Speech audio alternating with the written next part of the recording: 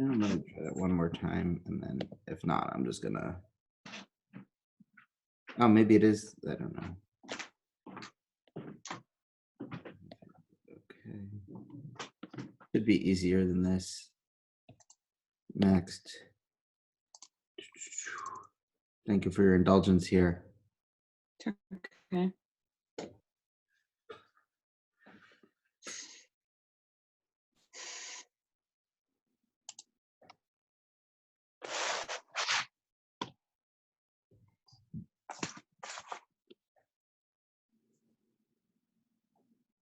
Okay.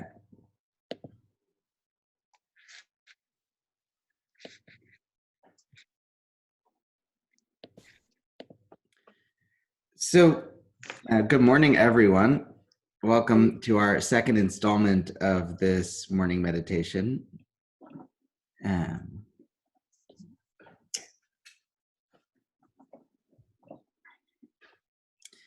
Last time we worked with the attribute of loving kindness. Today, I'm going to make a brief comment about the next in the Kabbalistic series of meditations for this time period of the Omer, which is Givurah, or strength.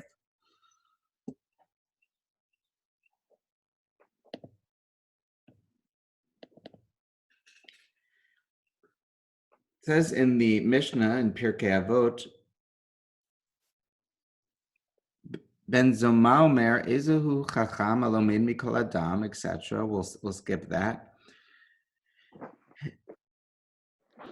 Ezehu Gibor, who is strong? Who is strong? And surprisingly, the answer is Hakoveshet Yitzro, one who conquers their own will. Shene'emar, as it says in Proverbs, Tov erech apayim mi gibor. It is better to be patient or slow to anger than strong. Umoshe berucho miloched ir. And it is better to rule over yourself than to conquer a city. So there's an interesting myth in our myth here in the sense of fake, doesn't have to be, in our society that, and it's propagated even by casual language that people use at national levels, on individual levels, that true strength is demonstrated by like taking someone out behind the building and beating the hell out of them, kind of a thing. That's like a strong person, someone who will do that. And that's seen even as a positive value if it's in service of a good cause, or it's seen as being a bully if it's in service of one's own ego. But what the Mishnah teaches us, and I think it's helpful, is that strength isn't actually something to be avoided. So you can't just be like a calm, totally pacifist being. That's not a normal way for people to be. That actually part of the human psyche, a part of God's emanation after loving kindness, is within that context a sense of strength. Sometimes we get indignant. Sometimes we get angry and righteously angry. And those characteristics are valuable and good. But, and this is where the Mishnah has a comment, it can easily go awry. Our justified righteous anger that could be motivational to help us in a good way could easily turn in our desire to dominate others, to lash out, to conquer cities. And so Moshe Baruch, the Mishnah's suggestion is channel that. Don't ignore it. It's kind of like the Talmud that says if you find yourself being a particularly violent human being, you might become a shochet, a slaughterer. Right? There's this sense in which some things are better channeled than fought. And so today we're going to work with this in our meditation practice, noting that our practice is sequential. It's not just additional. So last time we did loving kindness, and loving kindness and strength are not unrelated. Strength is in the service of that. That's the point of this meditation. So So we should bear in mind what we were doing last time about kindly escorting our attention back. And here we're going to be doing a different thing. We'll be focusing on the breath again, and we won't be meditating on anger. That's not a great way to do sunrise serenity. But what we will be doing, and I think there's a lot of this during this time, I'll just add, right? There are a lot of like occasionally angry feelings at entities, at the government, at authorities, at other people. Like there's plenty of givura, of strength that wants to be exercised in ways of like lashing out at others. We're going to note when our breath is apart from our attention, and we're going to use givura to bring it back, as we always do, which is to say, we have to first discern or notice what isn't okay. That's the first part of this. My attention was with my breath, but now givura, it is somewhere else. There's something that needs to be fixed. I need to expend energy to change something, to force something to succumb to my will. That is to force my attention back to my breath as opposed to wherever it is going to go. But there is a danger that if we give in to just that too much, damn attention, why have you gone from my breath back to my joint pain again? If that happens, or whatever the version of it is for you, which is inevitable, right? It doesn't make you, meditation is not the act of not being distracted. It's noting one's attention and being aware of where one's attention is. If we constantly are schlepping our attention back with too much force, we could become the kinds of people. This is what the teaching, the meditation will kind of show us. Soon we'll be trying to conquer cities. In other words, our inner reality manifests in who we present ourselves as. And so here the question is, can we use gvura within a context of loving kindness? So we are using gvura to do the very thing of moving our attention back. That's an act of like anger and domination. Now, we might actually choose not to. This is a side point in this meditation. We might say, actually, now that I've noticed my attention is here, this is worthwhile to stay. That's okay too. It's not exactly this exercise, but there are times in meditation where that's fine as well, as long as there's an awareness, right, of what that is.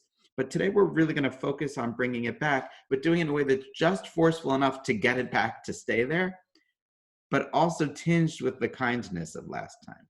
So the question is, like, we're talking even about the quality of how we move our attention back. Can it be done with force enough to be done, but also without that force making us like violent fixers of everything? Can it be done with kind force? So is the are there any questions about the instruction? No, it's great. Thank you. Okay, great. So we'll sit into meditation here, and I'll talk us in, and I'll talk us out when the time comes. So you'll want to find a comfortable seat, alert posture to be awake in this beginning of the morning. And just settle into your seat. Be feeling the chair or whatever you're sitting on, standing on, just noticing whatever surface you're on. Noticing the feeling of the weight of your body pressing down and the support of whatever is supporting you, holding that, pushing back. A sort of gvura of mass presence. And closing your eyes, if you haven't done so already.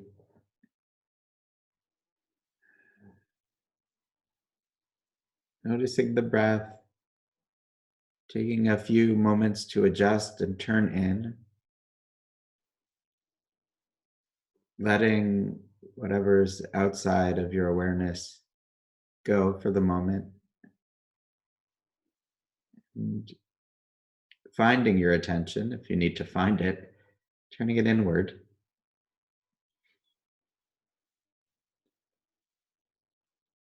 Picking a spot in the body to note the breath passing in and out. Maybe it's your nasal cavity, your nose, your mouth, just noting the natural breath. You don't have to do anything. Going in and out. Maybe it's your belly or your diaphragm or your lungs. Just pick a spot, any spot, and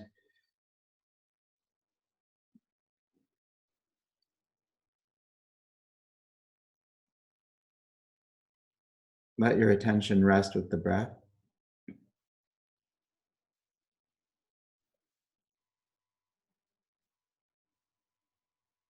And whenever you notice, my attention is somewhere else.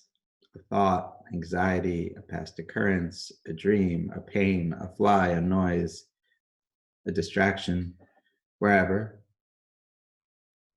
Just note, my attention is not with my breath anymore. And note the desire to move it back, to bring it back. And do so, noting the strength in repositioning your attention internally and being mindful to do it in a way that is determined, intentional, strong, but also kind, not horrible meditator, but human being. And just bring it back and then gently return to resting kindly in your breath again. Repeat as many times as you need.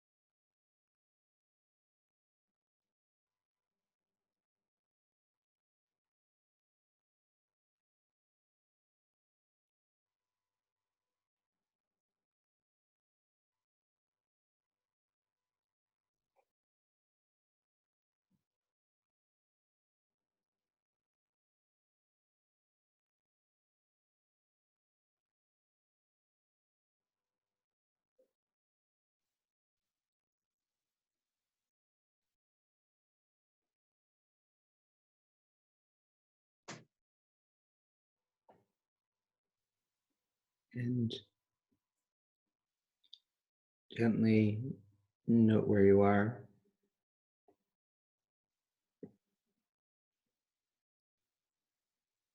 Perhaps introduce some body movement. Extending your awareness outward and returning, opening your eyes whenever you're ready, taking as much or as little time as you like.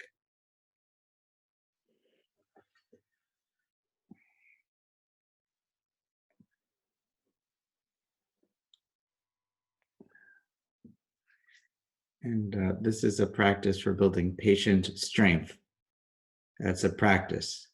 It extends for how to be strong in our lives and redirect and things, but not to let that make us become angry or tyrants, but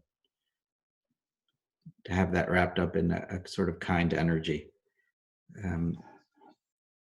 a stronger strength. So if anyone has any comments or questions about the practice or otherwise, you're welcome to do that.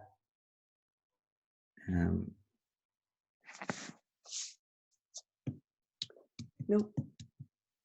And if not, Not this time. say what, Ruth? Hey, not this time. Okay, great. You can always chat me up offline if you think of something you want to talk about, and you're welcome to take this time after right now to journal if you like, because there's so few moments to pause, even as we're alone somehow. So please consider that, and I wish everyone a good day. I hope everyone has a great day. Thank you so Thank much. You too. Thank you.